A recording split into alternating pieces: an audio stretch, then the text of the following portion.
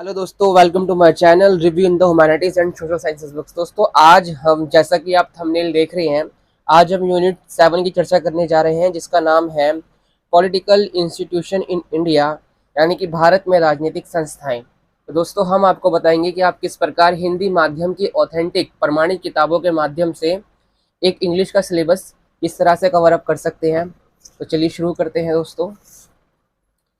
सर्वप्रथम ये किताब आती है अभय प्रसाद सिंह कृष्ण मुरारी जी की। ये दिल्ली में असिस्टेंट प्रोफेसर है, पीजीडीएवी कॉलेज दिल्ली विश्वविद्यालय और एक शहीद भगत सिंह कॉलेज के प्रोफेसर हैं। और लेखन मंडल द्वारा इस किताब का निर्माण हुआ है। एक एक चैप्टर अलग अलग प्रोफेसर्स द्वारा दिया गया है, जिससे ये सिद्ध होता है कि ये एक ऑथेंटिक किताब है, प्रमाणिक किताब है। तो दोस्तों आइए शुरू करते हैं। सबसे पहले दोस्तों आपको यहाँ मिलेगा making of the Indian constitution. सीधी सी बात है, भारतीय संविधान का निर्माण, उसकी औपनिवेशिक विरासतें, ठीक है दोस्तों। और क्या कहते हैं, भारत के निर्माण में भारतीय राष्ट्रीय आंदोलन का क्या योगदान रहा। देखिए यहाँ पे लिखा हुआ है, ये रहा, Indian national movement of the making of the Indian constitution, ये सारी चीज़ें। तो दोस्तों ये आपको इसके फर्स्ट और सेकंड चैप्टर में देखने को मिलेगी, जो अभय प्रसाद सिंह और कृष्ण मुरारी द्वारा लिखित है, और इसका दूसरा चैप्टर महेंद्र प्रसाद सिंह द्वारा लिखित है। तो देखिए दोस्तों, ये आपको यहाँ पर इस नॉलेज इसकी मिल जाएगी। इसके बाद दोस्तों आते हैं हम, संविधान सभा का गठन कैसे हुआ, इसके वैचारिक अवलंबन क्या है, और दूसरी तरफ कॉन्स्टिट्यूशनल डिबेट्स, यानी कि इसको बोलेंगे हिंदी में संवैधानिक बहस, कैसी कैसी चीज़ें रही। ये सब दोस्तों आपको इसी के अंदर देखने को मिलेगा, फर्स्ट और सेकंड चैप्टर के अंदर। दोस्तों इससे पहले मैं आपको बताऊं कि जो पॉलिटिकल साइंस का सब्जेक्ट है, सोशोलॉजी का सब्जेक्ट है, यानी कि जो सोशल साइंस के सब्जेक्ट है, उसमें कभी भी 2 और 2 4 नहीं होता, साइंस और मैथ की तरह। यहाँ पर कभी कभी 2 और 2 आपको 5 भी मिलेगा, और 2 और 2 आपको यहाँ 3 भी मिलेगा। तो सीधी सी बात है, कहने का मतलब ये है कि आप सिर्फ वर्ड्स टू वर्ड्स मत जाइए कि हाँ कोई वर्ड्स लिखा हुआ है बुक में और सिलेबस में, कोई वर्ड्स लिखा हुआ है, हम उसको सेम सेम देखेंगे और इसी के आधार पर हम अपनी पढ़ाई करेंगे। तो ऐसा बिल्कुल नहीं होता।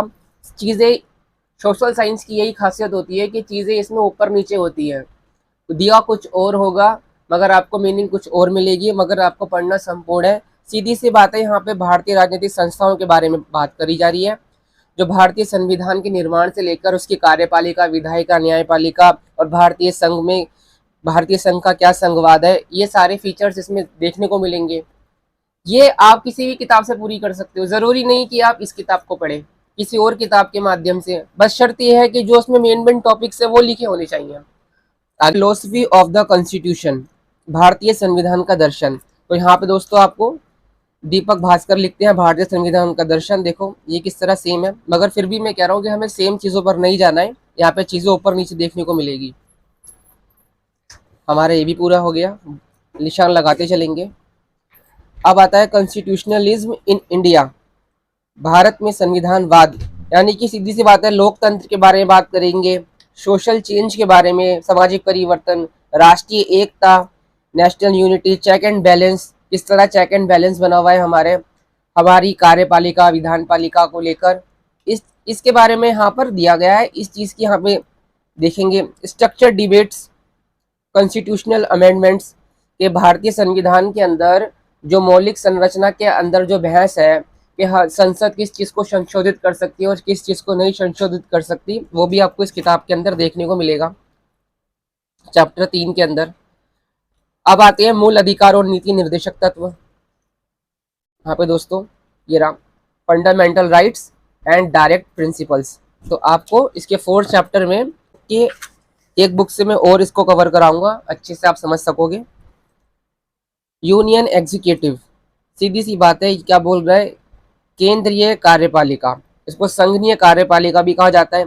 अब संघीय कार्यपालिका निर्माण कैसे होता है, वहाँ पे राष्ट्रपति होगा, वहाँ प्रधानमंत्री होगा, वहाँ काउंसिल ऑफ मिनिस्टर्स होंगे, तो सारी चीज़ें। तो आइए यहाँ पे बात करते हैं संघीय कार्यपालिका के अंदर, चैप्टर 6 में मिलेगा आपको। यहाँ राष्ट्रपति की सेवाएं, शर्तें, हटाने की विधि, राष्ट्रपति की वास्तविक शक्तियाँ, प्रधानमंत्री की शक्तियाँ, मंत्री परिषद, और प्रधानमंत्री की शक्ति, ये सारी चीज़ें आपको इस चैप्टर में देखने को मिलेगी।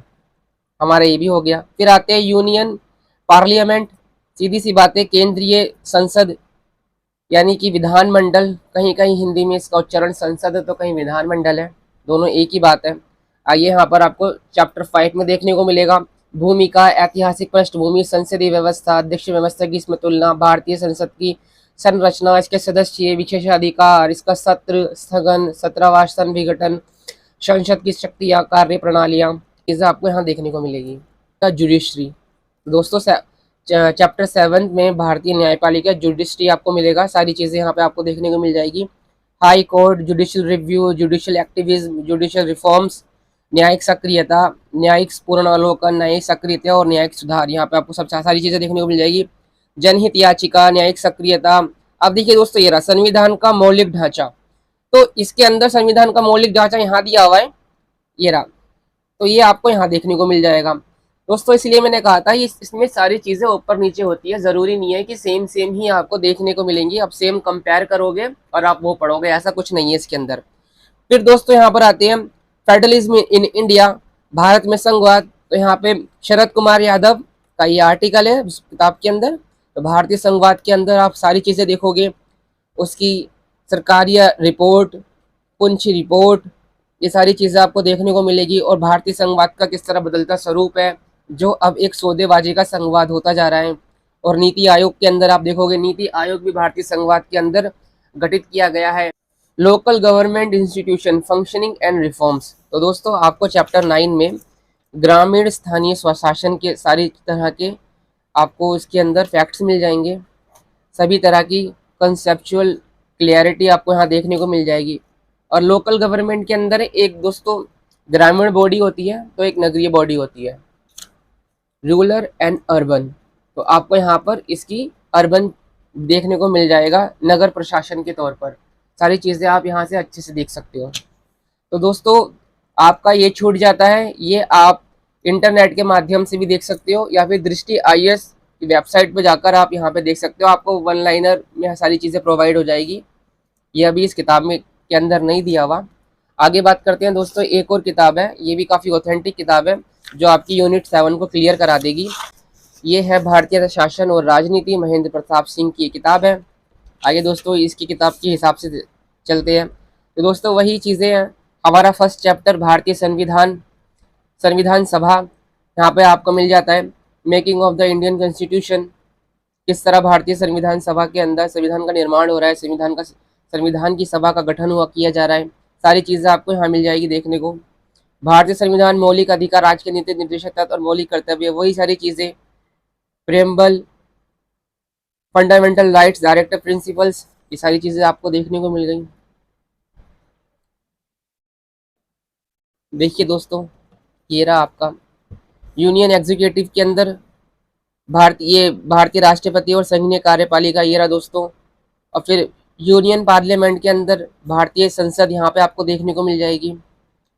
जुडिशियल रिव्यू की बात कर लेते हैं तो भारतीय न्यायपालिका के अंदर आपको न्यायिक समीक्षा और न्यायिक सक्रियता देखने को मिल जाएगी, ये रहा दोस्तों। तो सारी चीज़ें यहाँ पर आप ये देखिए कि डबल चीज़ें आपको देखने को मिल रही है। अगर इस किताब से कोई क्वेश्चन छूट जाता है, कोई फैक्ट्स रह जाता है, तो वो ये किताब फुल कर देगी। राज्य सरकार और उसकी कार्यप्रणालियाँ, दोस्तों जो अभी हमारा इस किताब के अंदर नहीं था, राज्य के संदर्भ में कार्यपालिका यानी कि राज्यपाल और मुख्यमंत्री की भूमिकाएं, वो चीज़ें आपको इस किताब में देखने को मिल जाएगी। इसके चैप्टर 11 में राज्य सरकारें और उसकी कार्यप्रणाली, राज्यपाल की नियुक्ति, राज्यपाल की शक्ति, कार्य, संवैधानिक अध्यक्ष के रूप में राज्यपाल की भूमिका, सारी चीज़ें अब यहाँ पे मुख्यमंत्री आ जाते हैं। जैसे दिल्ली के अंदर अरविंद केजरीवाल, उनकी क्या शक्तियाँ हैं। और राज्य विधानसभा आ जाती हैं जहाँ पे हम अपने MLAs को नियुक्त करते हैं। ये सारी चीज़ें आपको यहाँ देखने को मिलेगी। हमारे सिलेबस में भी यही दिया हुआ है। स्टेट गवर्नेंस के बारे में बताइए, चीफ मिनिस्टर के बारे में बताइए, स्टेट लेजिस्लेचर के बारे में बताइए। दोस्तों यहाँ पर ये सारी चीज़ें आपकी फुलफिल हो गई। लोकल गवर्नमेंट इंस्टीट्यूशंस, तो दोस्तों ये रहा आपका स्थानीय स्वशासन, इसी को लोकल गवर्नमेंट कहते हैं। यहाँ पर आपको ऐतिहासिक विकास, स्वतंत्रता के पश्चात का काल, सामुदायिक विकास कार्यक्रम, सर्वप्रथम सबसे पहले पंचायती राज्य के अंदर समुदाय विकास कार्यक्रम चलाया गया।